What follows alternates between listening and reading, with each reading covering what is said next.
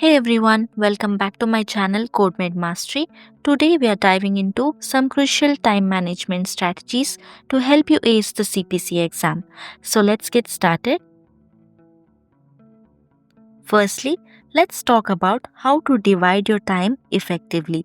The CPC exam consists of 100 questions in 4 hours. Aim to answer 25 questions per hour, leaving the final 30 minutes for review. Make sure to monitor your progress every 30 minutes to stay on track. This is the method which I followed while taking my CPC exam and it has really helped me a lot. Next tip, prioritize easy questions first. Start by answering familiar and straightforward questions. If you encounter a difficult question, skip it and mark it. You can return to it later. Next tip, avoid overthinking. Read the questions carefully.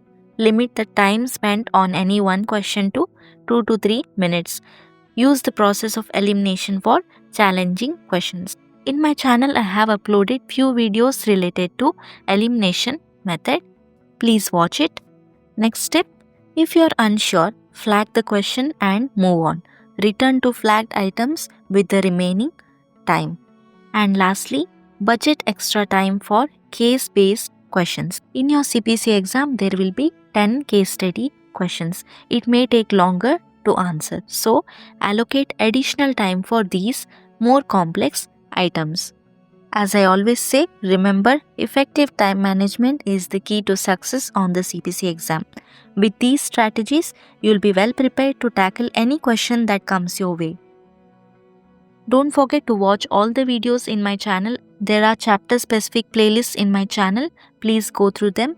Good luck and don't forget to subscribe to my channel for more tips and tricks. Thanks for watching and see you in the next video.